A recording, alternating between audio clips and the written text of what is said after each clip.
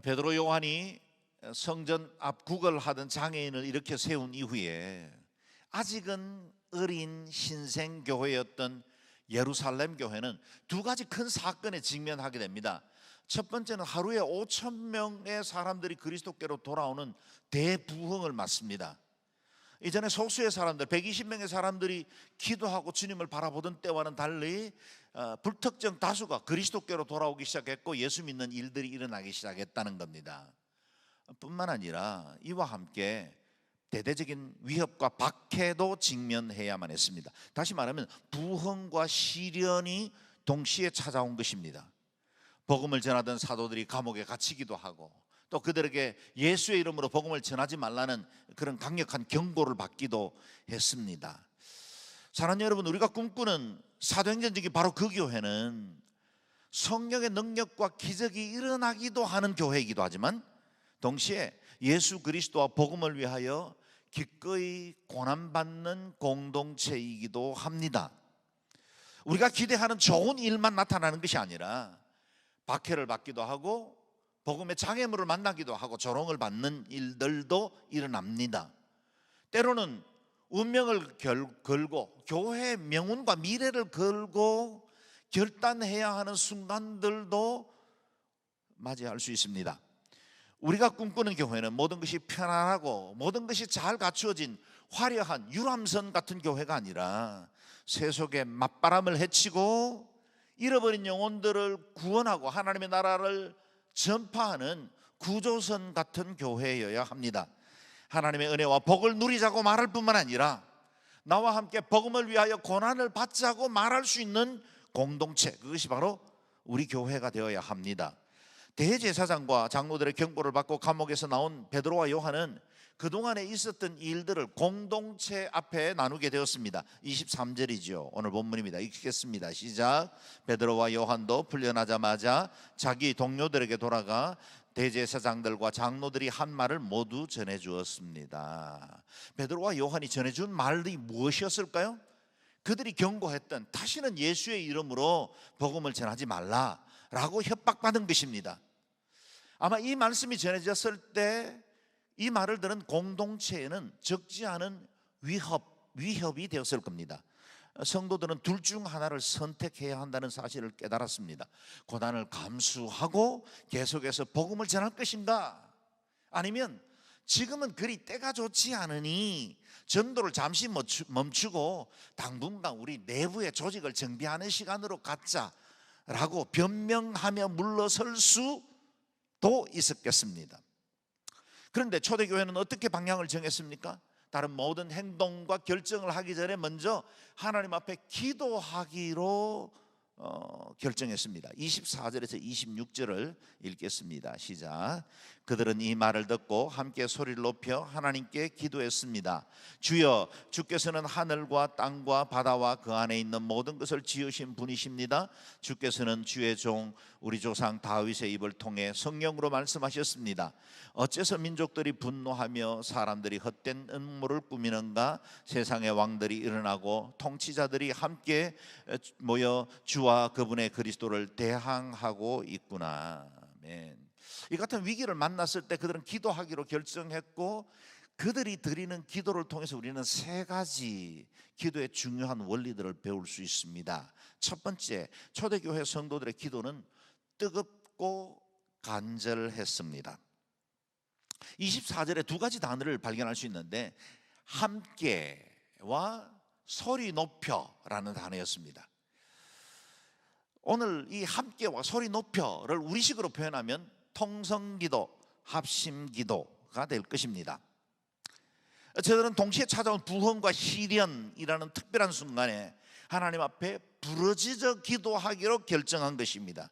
전 공동체가 한 마음이 되어 소리 높여 기도하였습니다. 이렇게 한 마음으로 소리 높여 기도하는 합심기도, 통성기도는 오순절 성령 강림 사건 이후부터 교회에 정착되기 시작했습니다. 물론 구약 시대에도 공동체가 위기를 만났을 때 미스바 같은 광장에 모여 함께 뜨겁게 기도하는 시간들이 있었죠. 자신의 그 애통하는 마음을 표현하기 위해서 옷을 찢기도 하고 통곡하며 기도한 기록들도 나옵니다. 그러나 대부분의 기도는 구약시대 모든 기도들은 대표자가 기도하고 다른 사람들은 그 기도에 동의하며 아멘, 할렐루야, 호산나를 외치는 형식을 띠고 있었습니다. 사람마다 성향이 달라서 기도 생활에도 각각 다른 기도를 선호하는 것 같습니다. 어떤 분들은 조용히 묵상하며 기도하는 것을 좋아하는 분들이 있는가 하면 어떤 분들은 소리 높여 기도하지 않으면 기도한 것 같지가 않다고 그렇게 말씀하시는 분들도 있습니다. 또 어떤 분들은 통성기도가 익숙하지 않아서 때로는 용기가 없고 쑥스러워서 나는 한 번도 그런 기도에 해본 적이 없기 때문에 통성기도를 할 수 없다고 생각하는 분들도 있습니다. 또 합심해서 기도하는 시간에는 다른 사람의 기도 소리가 들려서 기도를 인도하는 목사님들의 기도 소리 때문에 내가 기도를 집중할 수 없더라, 그렇게 말씀하시는 분들도 있는 것을 압니다. 물론 하나님의 임재를 깊이 경험할 수만 있다면 기도의 형식은 중요하지 않습니다.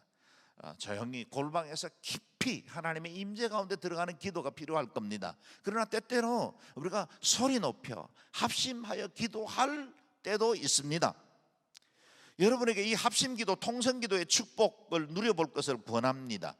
교회사 교수님 한 분이 강의하면서 한국교회가 짧은 시간에 큰 부흥을 경험할 수 있었던 일의 견인차 역할을 한 두 가지가 있었는데 그것이 바로 새벽기도와 통성기도다 라고 말씀하신 것을 들었습니다. 실제로 한국교회뿐만 아니라 부흥의 불이 일어난 곳곳마다, 여러분 이 통성기도를 서구교회들은 코리안 스타일 프레어 그렇게 부릅니다. 그러나 이건 어찌 코리안 스타일의 프레어겠습니까? 이건 모든 사람들이 정말 하나님을 사랑하고 성령에 충만한 사람들이 드리는 기도이고, 실제로 제가 많은 선교지를 다녀보면 깨어서 기도하고 부흥하는 교회들은 이와 같이 우리와 똑같은 새벽 기도를 하고 합심 기도를 하는 것들을 많이 볼 수 있었습니다. 조금 전 영상에서도 보면 일본 고베 집회를 준비하면서 일본 교회가 함께 기도하잖아요. 일본인들은 다른 사람들에게 폐해 끼치거나 다른 사람들에게 민폐 끼치지 않는 것이 굉장히 중요하기 때문에 그리고 마음에 자신의 생각들을 속으로 삭히는 경향들이 있기 때문에 사람들 앞에 기도하는 것을 그다지 선호하지 않습니다. 그러나 일본 교회도 부흥을 위해서 저렇게 뜨겁게 기도하고 있습니다. 이건 우리 스타일의 기도가 아니라 그야말로 모든 하나님을 사모하고 뜨겁게 기도하는 사람들이 하는 기도의 형식이다는 겁니다. 그래서 통성기도가 성령 충만한 기도다, 이런 도식은 성립되지 않습니다. 그러나 통성기도는 성령 충만으로 나아가는 지름길임에는 틀림이 없습니다. 오해 없으시기 바랍니다. 우리가 혼자 골방에서 개인 기도한다고 해서 성령 충만 받지 못하는 것 분명 아닙니다. 또 모여서 기도해야만 성령이 더 강하게 역사하는 것도 아닙니다. 이것은 성령님이 그분의 주권과 그분의 임재의 방법에서 역사하시는 것이지 성령님의 문제가 아니라 우리의 문제입니다. 우리가 함께 모여서 전심으로 소리 높여 기도하기 시작할 때 우리는 쉽게 마음의 문이 열리죠. 그리고 내 기도에 이 가닥이 잡히기 시작합니다. 묵상으로 기도하다 보면 자칫 잡념에 쉽게 빠지기도 하고 조금 기도 들어가는 것 같은데 어느 날 내 여러 가지 염려나 생각들이 내 마음을 주장하기도 합니다. 그래서 우리가 합심 기도를 통해서 우리의 마음이 성령님이 역사하시기에 좋은 환경을 준비해 나가는 겁니다. 그래서 이 합심 기도와 통성 기도를 통해서 우리는 더욱더 하나님을 깊이 만날 수 있는 좋은 마음의 상태를 준비한다는 겁니다. 저는 1992년도 온누리교회에 있었던 첫 번째 성령 집회를 잊을 수가 없습니다. 이제 저는 신대원 졸업하고 막 온누리교회 초임으로 부임해서 어린 전도사로 사역하던 그때였습니다. 그 이전까지 온누리교회는 이 말씀 공부와 제자 훈련으로 다져진 교회였습니다. 그래서 성령의 은사나 능력에 대해서는 큰 비중을 두지 않았던 때였죠. 그러던 중에 하영조 목사님이 하와이 코나 YM에 가서 안식년을 보내는 중에 그때 성령께서 굉장히 강력하게 성령 사역에 대한 부담을 주셨습니다. 그리고 본교회에 돌아와서 당신이 직접 부흥회를 인도하며 성령 집회를 처음으로 시작한 겁니다.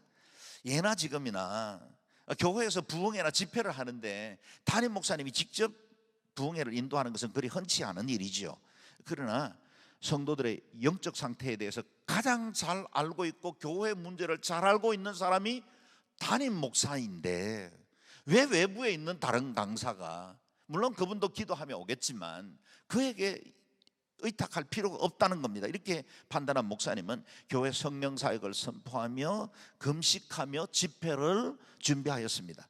그런데요, 여러분, 우리 목회자들보다 성도들이 훨씬 더 성령님을 사모하고 갈망하고 있다는 사실을 우리 모든 목회자들이 그때 알게 되었습니다. 우리보다 성령님 이미 성도들에게 더 먼저 마음에 준비들을 갖추고 있었고 더 사모하는 마음을 부어주고 있었던 겁니다. 집회 첫날부터 엄청난 성도들이 모여들기 시작했는데 그야말로 모든 좌석을 다 채우고 복도에는 보조석을 깔고 나중에는 이 강단 위에 성도들이 다 올라와 앉았습니다. 그것도 부족해서 계단에 앉고 또 심지어는 익스텐션 코드를 해서 뭐 다른 별방에다가 TV 모니터를 설치하고 집회를 참석했어요. 그때 뭐 어마어마한 성령님의 역사가 온누리 교회를 뒤덮기 시작했어요. 목사님께서 오순절 성령에 관한 말씀을 선포한 이후에 성령 충만을 위해서 우리가 함께 기도합시다, 통성으로 기도합시다, 주여. 그런데 그때부터 기도가 끊이질 않는 거예요.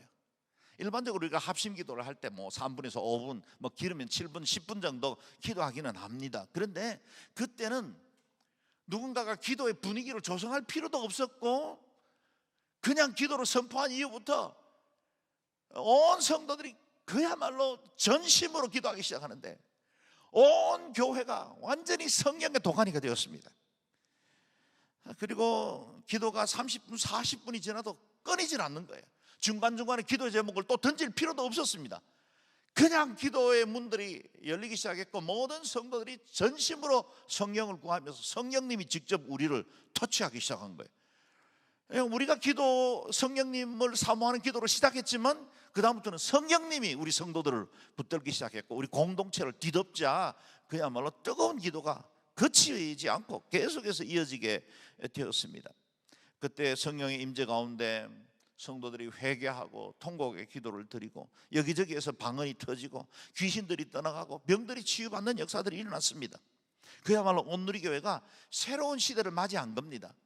제자훈련과 말씀훈련으로 잘 다져졌던 그 교회가 성령 사역을 선포하자 말자 비로소 새로운 시대를 맞이하게 된 겁니다.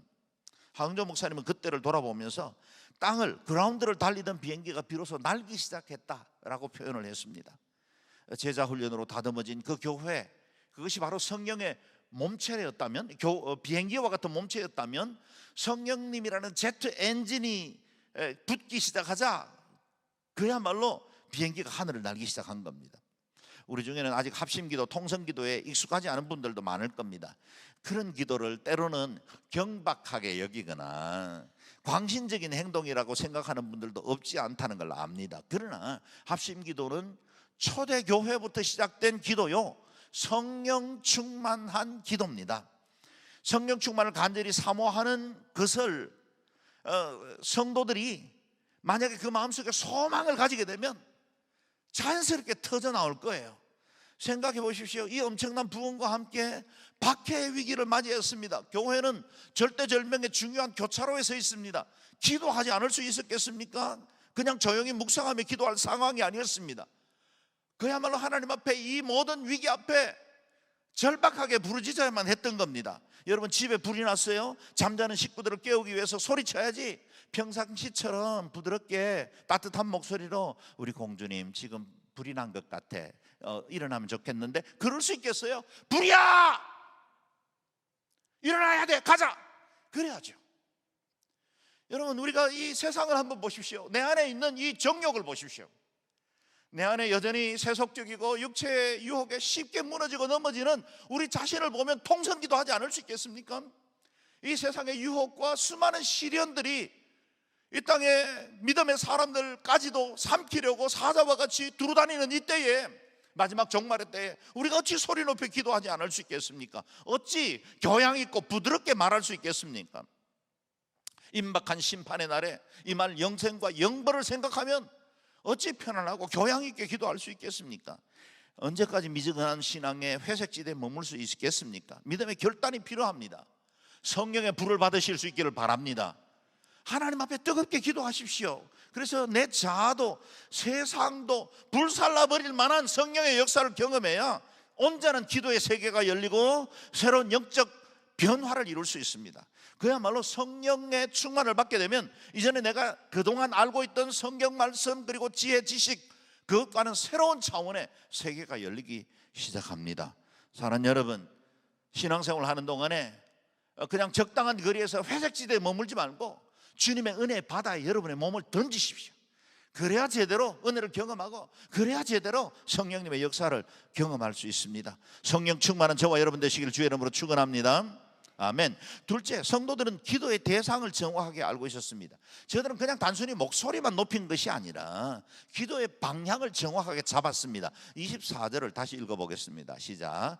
그들은 이 말을 듣고 함께 소리를 높여 하나님께 기도했습니다. 주여, 주께서는 하늘과 땅과 바다와 그 안에 있는 모든 것을 지으신 분이십니다. 아멘. 성도들의 기도 안에는 하나님을 정확하게 고백하고 있는데요, 하늘과 땅과 바다와 그 안에 있는 모든 것을 지으신 분이시다는 거예요.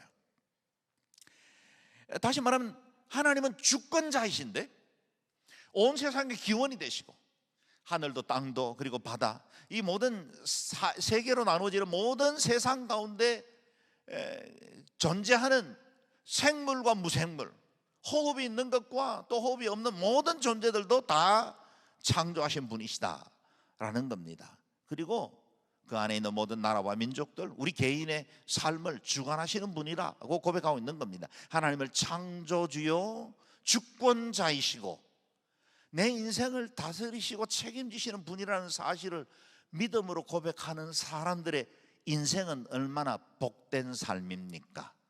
만약 이 사실이 분명해지면, 우리 주님이 나의 하나님이시고 그 주님이 내 모든 삶을 주관하시고 다스린다는 사실을 분명히 믿음으로 고백할 수만 있으면, 여러분 살아가는 날 동안에 우리가 경험하는 희노애락, 크고 작은 성공과 실패가 결코 우리의 믿음과 우리의 삶을 뒤흔들 수 없을 것입니다. 왜요? 그 주님이 내 삶을 주관하고 계시고, 지금 내 눈앞에 보이는 것보다 하나님이 더 정확하게 내 인생을 아셔서 하나님께서 우리에게 모든 것을 합력하여 선을 이루시고 가장 좋은 길로 이끌어 주신다는 그 믿음이 분명하면 여러분 삶이 담대해집니다. 그리고 아등바등하지 않아요. 어떤 상황들을 만났다고 해서 내 마음이 무너지거나 그것 때문에 좌절하지 않습니다. 여러분, 여전히 문제는 남아 있을 수 있어요. 여전히 내 문제가 해결되지 않을 수 있어요. 그러나 우리 하나님이 저와 여러분의 주권자이십니다.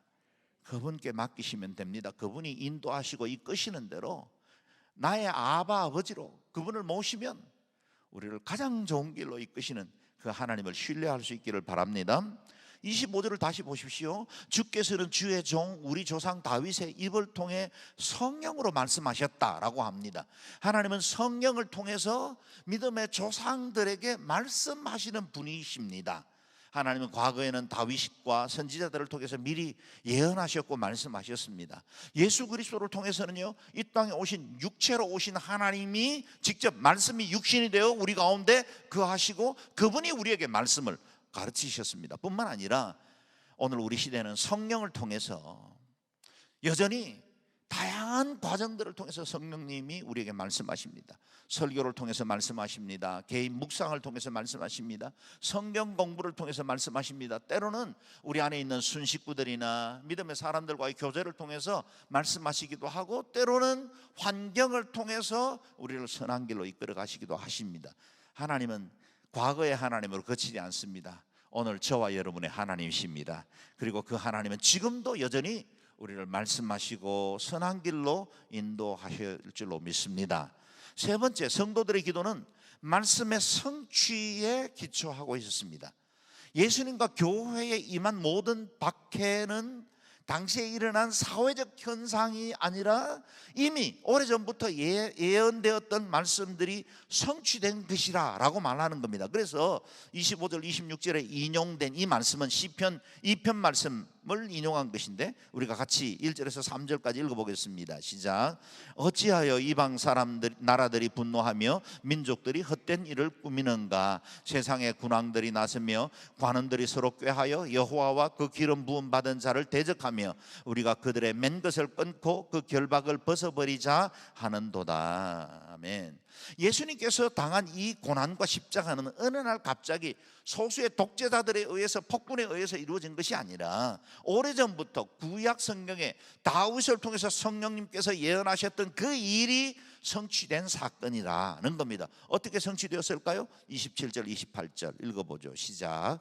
그런데 정말 헤롯 안티파스와 본디오 빌라도가 주께서 기름 부으신 거룩한 종 예수를 반대하며 음모를 꾸미려고 이방 사람들과 이스라엘 백성들을 이 성에서 만났던 것입니다. 주의 능력과 뜻에 따라 미리 정하신 일을 그들이 단지 이룬 것뿐입니다. 미리 정하신 일을 그들이 단지 이룬 것뿐이다.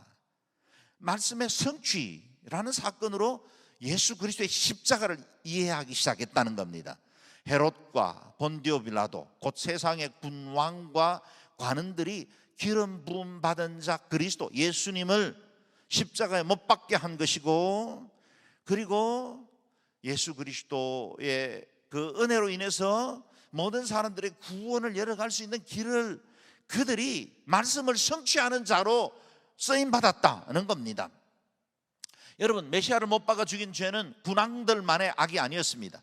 이방인들과 이스라엘 백성들이 다 참여한 것이라고 말씀하고 있습니다. 이렇게 그리스도를 적대시하고 교회와 성도들을 핍박하고 위협하는 일은 과거의 사건으로 그치지 않습니다. 초대교회 성도들이 직면한 일로 거두지 않습니다. 그 일은 지금도 여전히 지구촌 구석구석에 일어나는 핍박과 박해 과정들을 통해서 드러나고 있습니다. 신앙 때문에 지금 이 순간에도 여전히 고난받고 순교하는 사람들이 이어지고 있고, 하나님의 나라를 회방하려는 사탄이 활동하고 있는 동안에는 국가적으로나 개인적으로 이런 박해는 계속 이어지게 될 것입니다. 그리고 이것은 주님이 다시 오실 때까지 이어지게 될 겁니다. 복음이 있는 한, 사탄이 활동하는 한, 이와 같은 충돌은 피할 수 없는 것입니다. 그리스도인들이 이유 없이 미움을 받고 따돌림을 받거나 우리의 신앙생활에 대해서 조롱받기도 할 겁니다. 이러한 불시험을 당할 때 사도 베드로의 고백과 같이 이상한 일 당한 것처럼 여기지 말라 하는 겁니다. 어찌 빛과 어둠이 같이 할 수 있겠습니까? 그리스도와 벨리알이 어떻게 함께 할 수 있겠습니까? 우리가 빛으로 살기로 결정하면, 그리스도 예수의 제자가 되기로 뜻을 정하면 반드시 그것을 회방하고 방해하려는 일들도 함께 일어난다는 겁니다. 이러한 박해 가운데 초대교회들은 기도하기로 결정했고, 그들의 기도에는 아주 중요한, 우리가 꼭 우리 마음속에 붙들고 배워야 할 지침들이 있습니다. 29절에서 30절 말씀 읽겠습니다. 시작.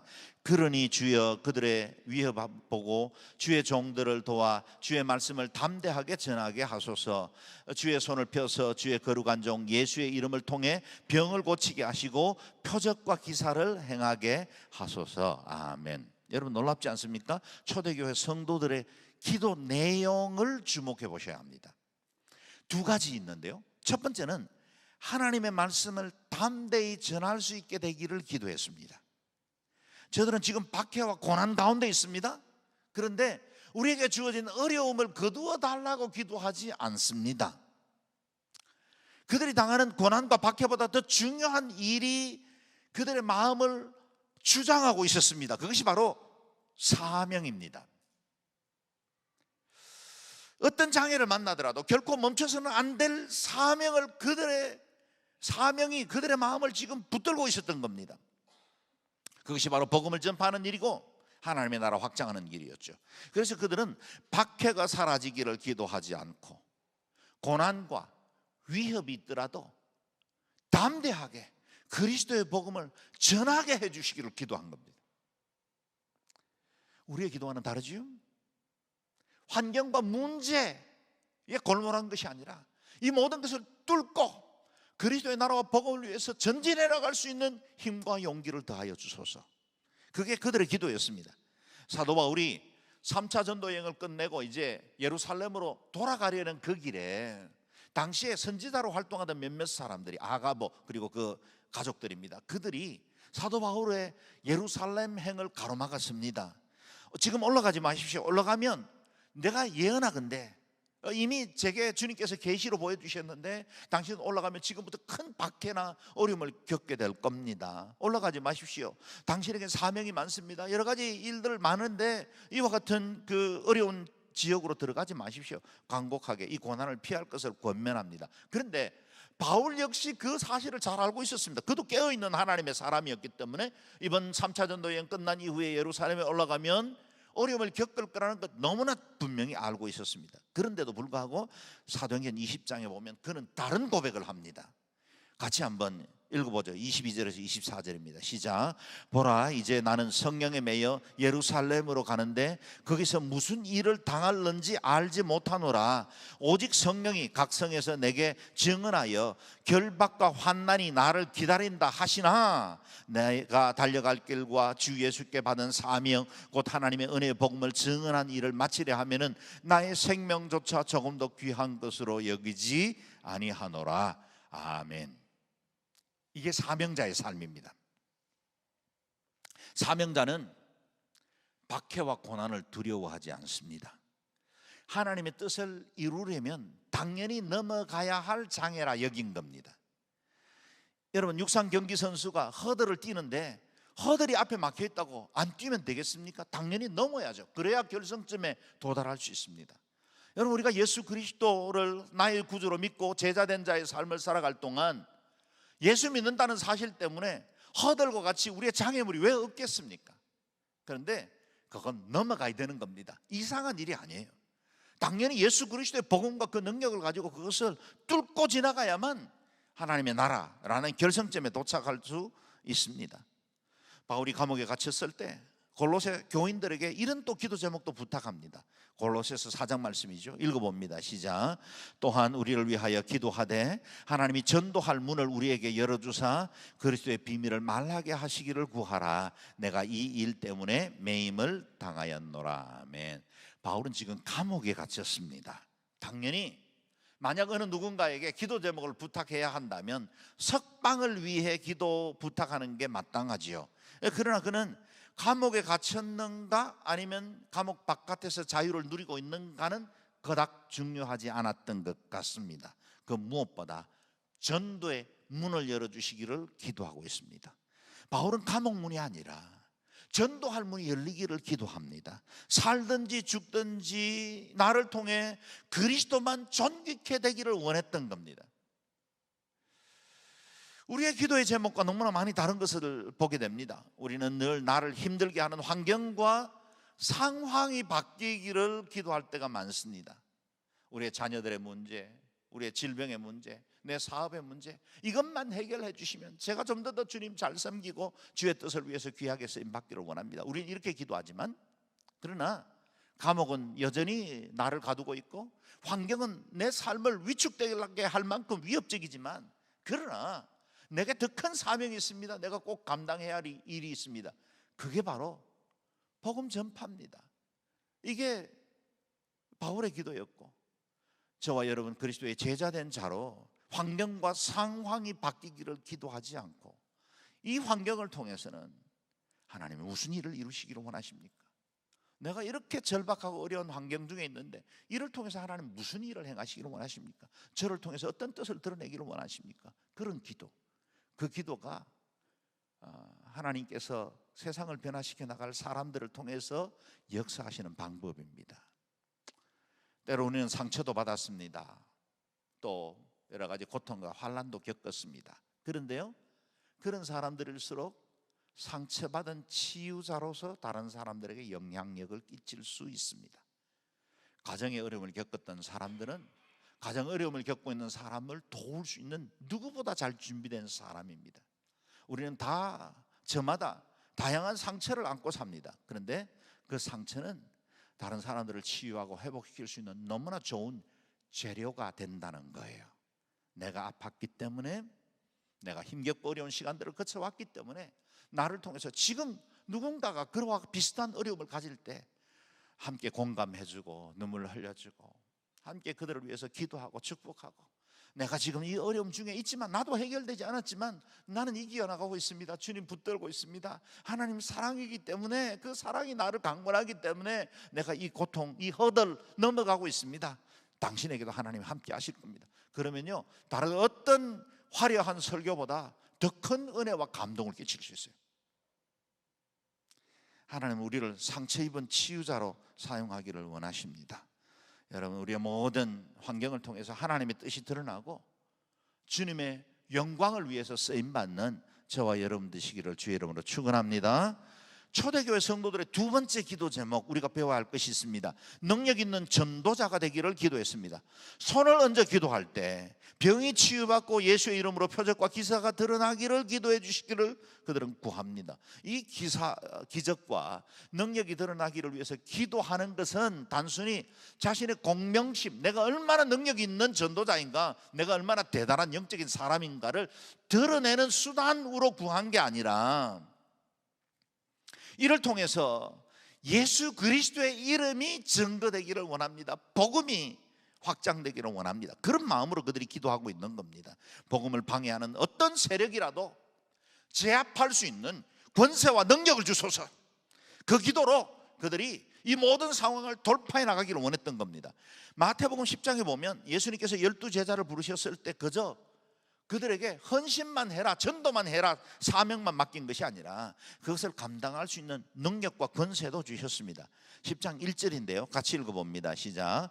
예수께서 12제자를 부르셔서 그들에게 더러운 귀신을 쫓아내는 권능을 주시고 모든 질병과 모든 아픔을 고치게 하셨습니다. 아멘. 주님께서 12제자를 부르셨고 동시에 그들에게 복음 전파의 사명을 맡겨주셨는데 그들에게는 그 일을 감당할 수 있는 능력과 권세도 부여해 주셨다는 겁니다. 우리 젊은이들이 군대에 가면 군에서 모든 걸 책임져 주죠. 먹여줍니다, 재워줍니다, 입혀줍니다, 그리고 훈련시켜줍니다. 그리고 그들이 싸울 수 있는 무기까지 공급을 해주죠.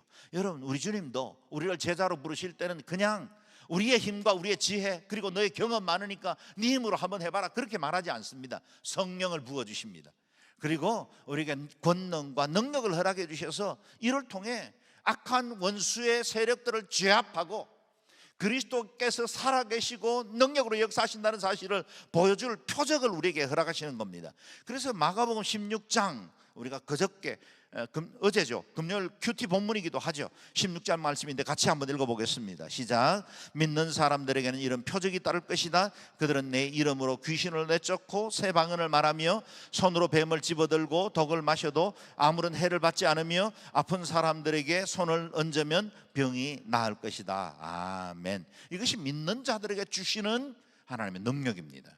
믿는 자들에게 이런 표적이 따릅니다. 그 표적을 통해서 뭘 드러내십니까? 예수 그리스도의 이름을 드러내고 그리스도의 구주성과 우리 하나님의 온 세상의 창조자 되심을 드러내기를 원하신다는 겁니다. 하나님은 믿는 자들에게 당신의 권세를 주십니다. 당신이 직접 행할 수도 있습니다. 하나님은 살아계시고 지금도 온 세상을 통치하시는 분이기 때문에 얼마든지 그분이 역사하실 수 있지만 하나님은 우리를 통해 그 권능을 드러내십니다. 믿는 자를 통해 주의 이름을 증거하고 주의 나라 확장하는 이들을 통해서 드러내는 겁니다. 요한복음 14장 13절에는 너희가 무엇이든지 내 이름으로 구하면 다 이루어 주겠다라고 하십니다. 저와 여러분에게는 예수의 이름이 있습니다. 예수의 이름을 가진 사람들에게 권세와 능력도 함께 할 줄로 믿습니다.